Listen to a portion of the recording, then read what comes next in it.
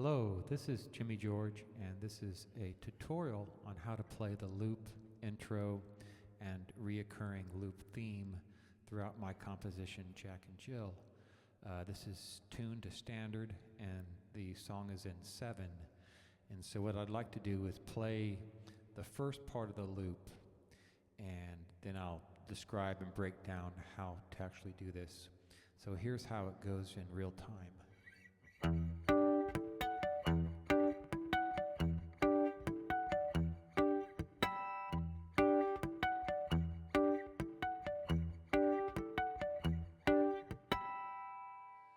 And I'd like to say initially this is a homage to the Steve Howe, Chris Squire riff that segues from Yes's Long Distance Runaround into The Fish. And if you're not familiar with those compositions, check those out. And their part goes like this, also in 7.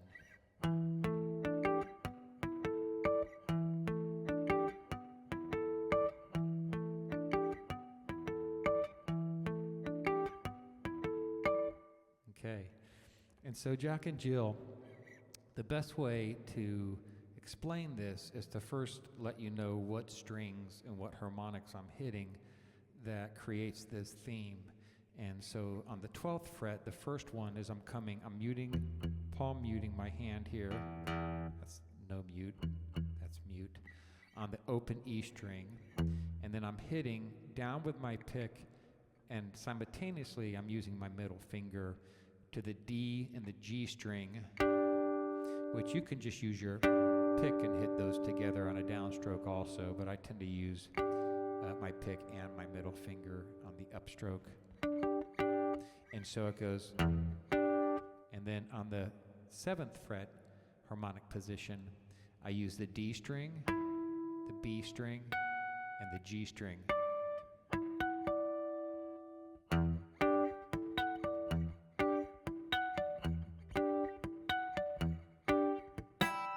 And I end it on the 5th fret octave harmonic.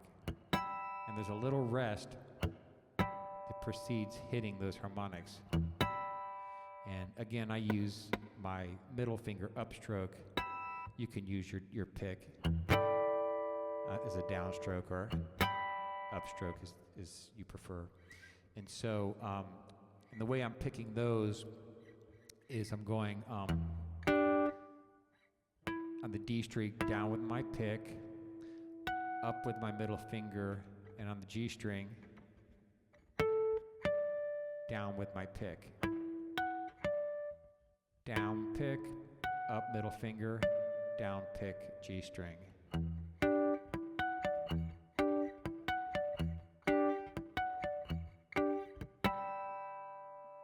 Cool, so that's the whole riff right there. And what I'd like to do now is loop this, and then I can talk on top of the loop and count on top of it to explain how to break this down in terms of the 7 count. Before I even do the loop, I'll slow it down, and I'll count the way I count this to explain the counter rhythm and the rests in 7. So I go 1, 2, 3, and 1, 2, and 3, 1, 2, 3, and 1, 2, and 3, 1, 2, 3, and 1, 2, and 3, 1, 2, 3, and 1, 2, and 3. Okay, let me set this loop up. Let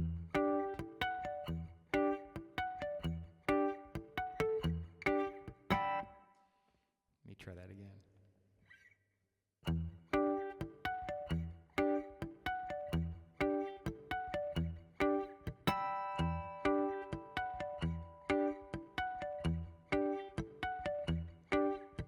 One, two, three, and 1, 2, and 3, 1, 2, 3, and 1, 2, and 3, 1, 2, 3, and 1, 2, and 3, 1, 2, 3, and 1, 2, and 3.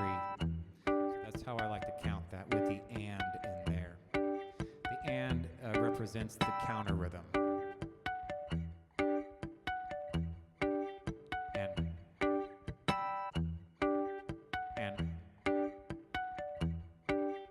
And 1, 2, 3, and 1, 2,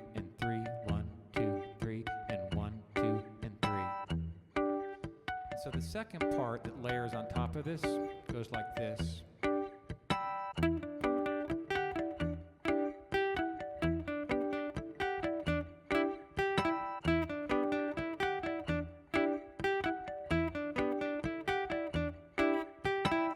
Stop that loop for a second. So that's all part of a pentatonic, G major pentatonic. I'm sorry, E major pentatonic.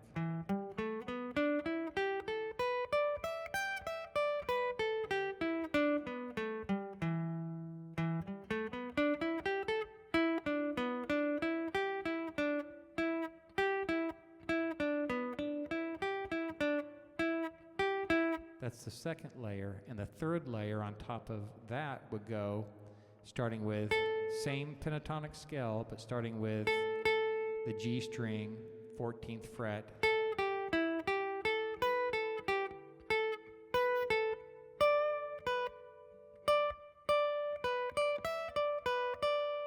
All notes within that pentatonic scale. I'll do that again.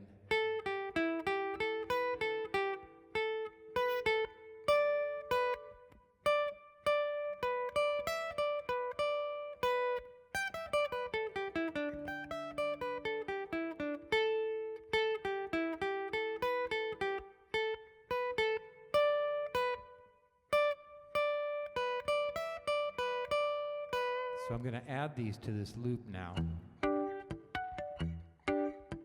So here's the first part.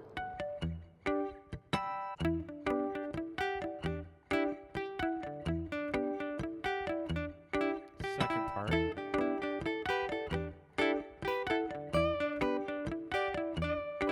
Second part. You got my vocal in the loop.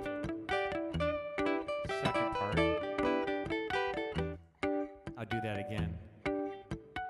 Take my vocal out. First part.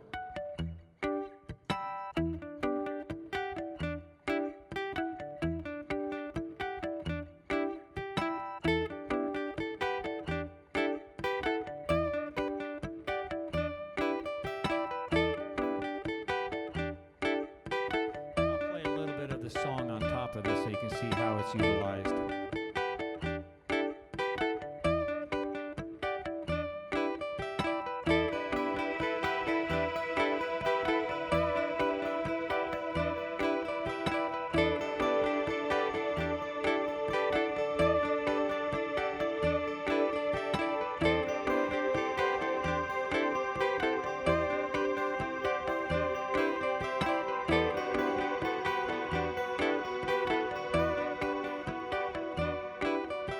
Jack and Jill went up the hill to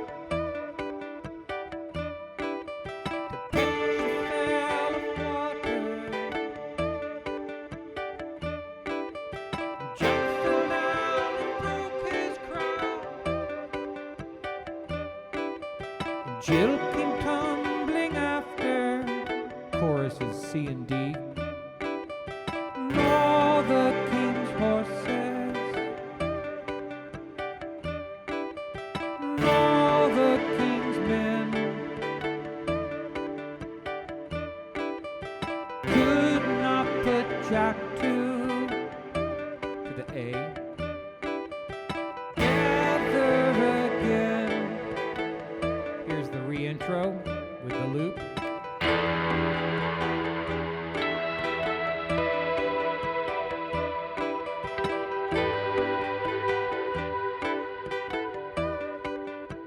Second verse. Seasons come and seasons go, each year the more extreme. Winter chill, it hits the air and takes so long to leave. Chorus again. All the king's horses, all the king's men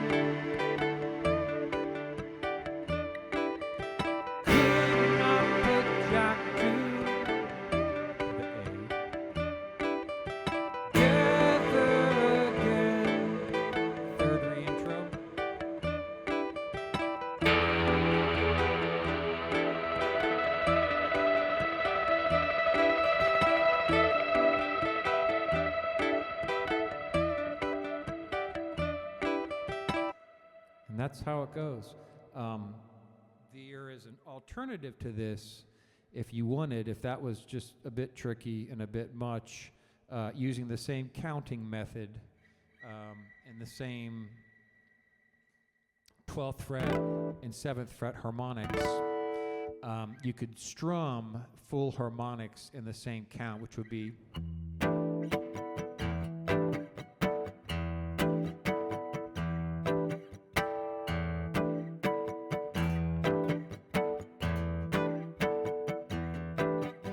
one, two, three, and 1, 2, and 3, 1, 2, 3, and 1, 2, and 3, 1, 2, 3, and 1, 2, and 3, 1, 2, 3, and 1, 2, and 3. So that's an alternate way of doing that intro. Let me know if you have any questions, and I appreciate you checking out the tutorial. Thank you.